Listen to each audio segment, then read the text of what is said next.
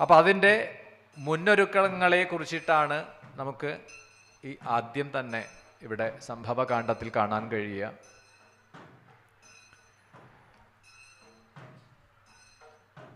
അപ്പോൾ ഈ ശൂരപത്മാദികളുടെ ആവിർഭാവം അവർ ദേവന്മാരെ ദ്രോഹിക്കാനായിട്ട് ആരംഭിക്കുന്നു. അവർ നേടിയിട്ടുള്ള വരവും താരകാസുരൻ നേടിയ വരം പോലെ തന്നെ. താരകാസുരൻ എങ്ങനെയുള്ള വരാണ് നേടിയത്? ശിവപുത്രനിൽ നിന്ന് മാത്രമേ എനിക്ക് മരണം സംഭവിക്കാവൂ. അപ്പോൾ ശിവപത്നിയായിട്ടുള്ള സതി ദാക്ഷായണി, ആ ദക്ഷപുത്രിയായിട്ടുള്ള സതി ദേഹത്യാഗം ചെയ്തു കഴിഞ്ഞു. അതുകൊണ്ട് തനിക്ക് ഇനി ഒരു ശിവപുത്രൻ എന്ന ആ ഒരു ഭയം വേണ്ട എന്നൊക്കെയുള്ള വിചാരത്തിൽ നിന്നാണ് ഈ താരകാസുരൻ അത്തരത്തിലുള്ളൊരു വരം ബ്രഹ്മാവിൽ നിന്ന് നേടിയത്. അതേപോലെ തന്നെ മറ്റൊരു അസുരനാണ് ശൂരപത്മാസുരൻ. അപ്പം ഇവിടെ ഈ അസുരന്മാരുടെ ചരിത്രം കുറച്ച് വിസ്തരിച്ച് തന്നെ ഇനി ആസുരകാന്ഡം അതിനുശേഷം യുദ്ധകാന്ഡം അവിടെയൊക്കെ പരാമർശിക്കാൻ പോകുന്നതാണ്. അപ്പം ഇവരെ കൊണ്ട് വല്ലാതെ ക്ലേശിക്കുന്നതായ ദേവന്മാർ ബ്രഹ്മാവിനെ ശരണം പ്രാപിച്ചു. അങ്ങനെയാണ് ബ്രഹ്മാവ് ഈ ഒരു സങ്കടം ചെന്ന് ശ്രീപരമേശ്വരനോട് പ്രാർത്ഥിക്കുകയാണ്. അപ്പോൾ ഇനി എന്താണ് ചെയ്യേണ്ടത്? അങ്ങനെ സങ്കടം പറയവേ അവരെ ആശ്വസിപ്പിച്ചുകൊണ്ട് ഭഗവാൻ അതിനൊരു പോംവഴി ഉണ്ടാവുമെന്ന് പറഞ്ഞ് അനുഗ്രഹിച്ചു, മടക്കി അയച്ചു എന്നാണ്. അപ്പം ഇനി വേണ്ടത് ശിവന് പത്നി ഉണ്ടാവണം. അങ്ങനെ യോഗിയായിട്ടിരിക്കുന്ന യോഗീഭാവത്തെ സ്വീകരിച്ചുകൊണ്ട് ആ ഹിമവാനിൽ ഓഷധിപ്രസ്ഥം എന്ന ഇടത്തിൽ തപസ്സനുഷ്ഠിക്കുന്നതായ മഹായോഗിയായിട്ടുള്ള ആ ഭഗവാൻ, ഇപ്പം തപോമാർഗത്തെ സ്വീകരിച്ചുകൊണ്ട് തപസ്സനുഷ്ഠിക്കുന്ന ഒരു യോഗിയുടെ ഉള്ളിൽ ചലനം ഉണ്ടാക്കണം ആദ്യം എന്നാണ്. ചിന്ത വരണം, ആഗ്രഹം വരണം എന്നാണ്.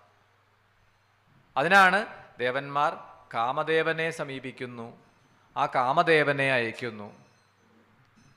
ഇപ്പം നമ്മളുടെ ഉള്ളിലാണെങ്കിലും കാമൻ അല്ലെങ്കിൽ കാമം, ആഗ്രഹം, അതാണ് നമ്മളെ പ്രവർത്തിക്കാനായിട്ട് പ്രേരിപ്പിക്കുന്നത്.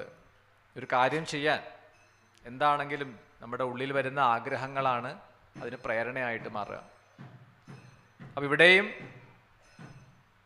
യാതൊരു തരത്തിലുള്ള ആഗ്രഹവുമില്ലാതെ എപ്പോഴും തപസ്സിൽ മുഴുകി ലോകത്തിന് മുഴുവനും തപോമാർഗത്തെ കാണിച്ചു കൊടുത്തുകൊണ്ട് മഹായോഗിയായിട്ട് വിരാജിക്കുന്ന ആ ശ്രീപരമേശ്വരൻ, അവിടത്തേക്ക് പ്രത്യേകിച്ച് യാതൊരു തരത്തിലുള്ള ആഗ്രഹങ്ങളുമില്ല. അപ്പം അതുകൊണ്ട് തന്നെ എങ്ങനെയെങ്കിലും ദേവന്മാർ ആലോചിച്ചു ആ ഭഗവാന്റെ ഉള്ളിൽ ആഗ്രഹം ജനിപ്പിക്കണം. അതിനായിട്ടാണ് ആ കാമനെ നിർദ്ദേശിക്കുന്നത് എന്നാണ്. അപ്പം അതിനു മുൻപ് ഇവിടെ ഹിമവാന്റെ പുത്രിയായിട്ടുള്ള ആ പാർവതി ദേവിയുടെ ആവിർഭാവം അതൊക്കെ വളരെ ചുരുക്കി സൂചിപ്പിച്ചുകൊണ്ടാണ് കടന്നു പോകുന്നത്. ഇപ്പോൾ ശിവപുരാണത്തിലൊക്കെയാണ് വിസ്തരിച്ച് നമുക്ക് അത് കാണാൻ കഴിയുക. ഹിമവാനും മേനാദേവിയും ഹിമവാന്റെ പ്രാർത്ഥനയെ കേട്ടിട്ടാണ് ആ ജഗദംബിക ഹിമവാന്റെ പുത്രിയായി ഹിമവാന്റെ പത്നിയായ മേനാദേവിയിൽ വന്ന് അവതരിക്കുന്നത് എന്നാണ്. ഒരു നവമിയാണ് തിഥി, അന്ന് ഒരു വെള്ളിയാഴ്ച ദിവസമാണ് എന്നൊക്കെ പറയാനുണ്ട് ദേവി ഭാഗവതത്തിലൊക്കെ. പാർവതീദേവിയുടെ ആവിർഭാവം എന്നാണ്. എല്ലാവർക്കും വലിയ സന്തോഷമായി. ഹിമവാൻ തൻ്റെ പുത്രിക്ക് ആദ്യം നാമകരണം ചെയ്തത് കാളി എന്നാണ്. പർവ്വതപുത്രി ആയതുകൊണ്ട് പാർവതി എന്നറിയപ്പെടുന്നു. അങ്ങനെ ആ രാജകുമാരിയായിട്ട് ഹിമവാന്റെ പുത്രിയായിട്ട് പാർവതീദേവി ആ കൊട്ടാരത്തിൽ വളർന്നു വരുന്നു. ഒരിക്കൽ നാരദ മഹർഷി ഹിമവാന്റെ കൊട്ടാരത്തിൽ എത്തിച്ചേരുമ്പോഴാണ് അദ്ദേഹം ഹിമവാൻ സ്വീകരിച്ചു, ഉപചാരങ്ങളെല്ലാം ചെയ്തു. അപ്പോഴാണ് തൻ്റെ പുത്രിയെക്കുറിച്ചിട്ടൊക്കെ ഹിമവാൻ ആ കുട്ടി വളർന്നു വരികയാണ്, വിവാഹപ്രായമൊക്കെ ആയിരിക്കുന്നു എന്ന് പറയുമ്പോഴാണ് എങ്ങനെയുള്ള ആളായിരിക്കും ഈ പാർവതിക്ക് ഭർത്താവായിട്ട് വരിക. അതറിയാനുള്ളൊരു ആകാംക്ഷ പലപ്പോഴും മനുഷ്യനിൽ ഉള്ളതാണ്. മനുഷ്യൻ്റെ രക്തത്തിൽ അലിഞ്ഞു ചേർന്നിരിക്കുന്ന ഒരു മനുഷ്യ പ്രകൃതമാണ് ഇനി നടക്കാൻ പോകുന്നതിനെക്കുറിച്ച് അറിയാനുള്ള ആകാംക്ഷ. ഉത്സവപ്പറമ്പിൽ പോയാലും ചിലപ്പോൾ ഈ ഹസ്തരേഖ അവരും കുറച്ചൊക്കെ അതിനെ മനസ്സിലാക്കിയിട്ടാവും, കുറേ അല്ലാതെയും പറയും. നമുക്കും ഒരു ആഗ്രഹം കൊണ്ട് അവരുടെ മുമ്പിൽ പോയി കൈനീട്ടിയിരിക്കും.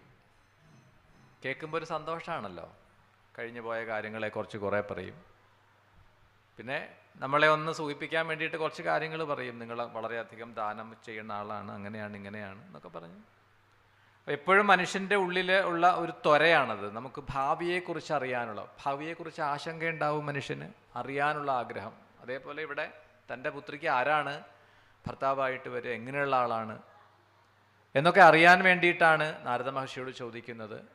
നാരദൻ പറഞ്ഞു, അങ്ങയുടെ ഈ പുത്രിയുടെ കയ്യിലെ രേഖ എന്നാണ്, കരരേഖ എന്നാണ് പറയുക. അത് നമ്മൾ ഹസ്തരേഖ എന്ന് പറയും. അത് വെച്ചുകൊണ്ട് ഞാൻ പറയുകയാണെങ്കിൽ എല്ലാ രേഖകളും അനുകൂലമാണ്, നല്ലതാണ്. പക്ഷെ അതിലൊരു രേഖ മാത്രം അല്പം വിലക്ഷണമാണ്. അതിൻ്റെ ഫലം അങ്ങയുടെ പുത്രിക്ക് ഭാവിയിൽ ഭർത്താവായി വരാൻ പോകുന്ന ആൾ എങ്ങനെ ഒരു യോഗീഭാവത്തെ സ്വീകരിച്ച ആളായിരിക്കും എന്നാണ്. ഒരു യോഗി തുല്യനായിട്ടുള്ള ആളാവും. താപസവേഷം ധരിച്ച് പ്രാകൃത രൂപത്തെ സ്വീകരിച്ച് ഒരുപക്ഷെ നമുക്ക് മറ്റുള്ളവരുടെ ഒപ്പം സമൂഹത്തിൽ ഇയാളെ കൊണ്ടുപോകാൻ പോലും നമുക്ക് ബുദ്ധിമുട്ട് തോന്നാം. അങ്ങനെ ഒരു പ്രാകൃത ഭാവത്തിലുള്ള അശിവമായ അമംഗളമായ കാര്യങ്ങളെ സ്വീകരിക്കുന്ന ഒരാളായിരിക്കും. എന്നുവെച്ചാൽ നേരിട്ട് പറയണില്ല, എന്നാൽ സൂചിപ്പിച്ചു ആരാണ്, ശ്രീ പരമേശ്വരൻ തന്നെയാണ് എന്ന് സൂചിപ്പിച്ചു. പാർവതി ദേവിക്ക് അത് മനസ്സിലാവുന്നുണ്ട്. അവ ഹിമവാനും മേനാദേവിക്കും ഇങ്ങനെ തൻ്റെ മകൾക്ക് ഇനി വരാൻ പോകുന്ന ആ വിവാഹം ചെയ്യാൻ പോകുന്ന ആള് ഇങ്ങനെയൊക്കെ ചില അയോഗ്യതകളുള്ള ആളാണ് എന്ന് കേട്ടപ്പോൾ വിഷമായി. അപ്പം എന്താണ് അതിനൊരു പോംവഴി, എന്ത് ചെയ്താലാണ്? അപ്പോഴാണ് നാരദൻ പറഞ്ഞത് ശിവഭജനം ചെയ്തു കൊള്ളട്ടെ. അത് കേട്ടിട്ടാണ് പാർവതി ദേവി തപസ്സിനൊക്കെ ആയിട്ട് പുറപ്പെടുന്നത്. അപ്പോൾ പാർവതി ദേവി ഈ ഹിമവൽ പ്രസ്ഥത്തിൽ അല്ലെങ്കിൽ ഓഷധി പ്രസ്ഥത്തിൽ ഈ ശ്രീപരമേശ്വരൻ യോഗനിദ്രയെ പ്രാപിച്ചിരിക്കുന്നതായ ഇടത്തിൽ എന്നും തൻ്റെ അച്ഛനോടൊപ്പം ഹിമവാന്റെ ഒപ്പം എന്നും അവിടെ ചെന്ന് ആ ഭഗവാന്റെ മുന്നിൽ നമസ്കരിക്കും, കുറച്ചു സമയം അവിടെ ഇരിക്കും, മടങ്ങിപ്പോരും. അപ്പം ഈ ഒരു പ്രവൃത്തി അങ്ങനെ തുടർന്നുകൊണ്ടിരിക്കുമ്പോഴാണ് ദേവന്മാർ ആലോചിച്ചു, ഇനി നമ്മൾ പ്രവർത്തിക്കേണ്ട സമയമായി. എന്താണ് വേണ്ടത്? ഭഗവാന് ഈ പാർവതിയെ പാണിഗ്രഹണം ചെയ്യാനുള്ള ഒരു ആഗ്രഹമുണ്ടാക്കിയെടുക്കണം. അതിനു വേണ്ടിയിട്ടാണ് അവർ കാമദേവനെ പറഞ്ഞയക്കുന്നത് എന്നാണ്.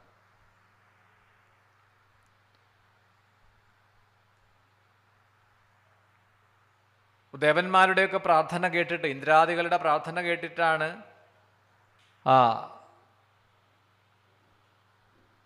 കാമദേവൻ അവിടുന്ന് പുറപ്പെട്ടു. ഭഗവാന്റെ മുന്നിൽ എത്തിച്ചേർന്നു. തപസ്സനുഷ്ഠിക്കുന്നതായ ശ്രീപരമേശ്വരൻ, ആ ശ്രീപരമേശ്വരൻ്റെ മുന്നിൽ എല്ലാ ദിവസവും വന്ന് ഹിമവാന്റെ കൊട്ടാരത്തിൽ നിന്നും പ്രഭാതത്തിൽ പുറപ്പെട്ട് കയ്യിൽ പൂക്കളും പഴങ്ങളുമൊക്കെയായി വന്ന് അതൊക്കെ ഭഗവാന്റെ മുന്നിൽ സമർപ്പിച്ചുകൊണ്ട് തിരിച്ചു പോകുന്ന പാർവതി എന്നാണ്. അപ്പോൾ അനുകൂലമായൊരു സമയത്ത് തൻ്റെ ശക്തി, തൻ്റെ വിദ്യ പ്രയോഗിക്കണം. കാമൻ പ്രവർത്തിക്കുക എന്ന് വെച്ച് കഴിഞ്ഞാൽ കാമൻ്റെ സ്വാധീനമാണ് നമ്മളിൽ മനസ്സിൽ ചലനം ഉണ്ടാക്കുക, ആഗ്രഹമുണ്ടാക്കുക എന്നാണ്.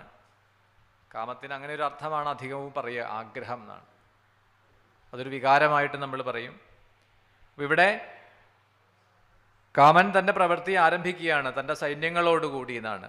കാമൻ്റെ സൈന്യങ്ങൾ ഋതുക്കളൊക്കെയാണ് എന്ന് പറഞ്ഞു. ഹേമന്തം, ശിശിരം, ശരത്ത്, ഇങ്ങനെയുള്ള ഋതുക്കളുടെ ഭേദമനുസരിച്ച് നമുക്ക് നോക്കിയാൽ പ്രകൃതിയിൽ കാണാം. പ്രകൃതിയിലുണ്ടാവുന്ന എല്ലാ മാറ്റങ്ങളും ഈ ഋതുഭേദമനുസരിച്ചിട്ടാണ്. അതുകൊണ്ടാണ് ജീവജാലങ്ങളിൽ കാമത്തെ ജനിപ്പിക്കാൻ ഈ പ്രകൃതിക്ക് തന്നെ ഒരു കഴിവുണ്ട് എന്നാണ്.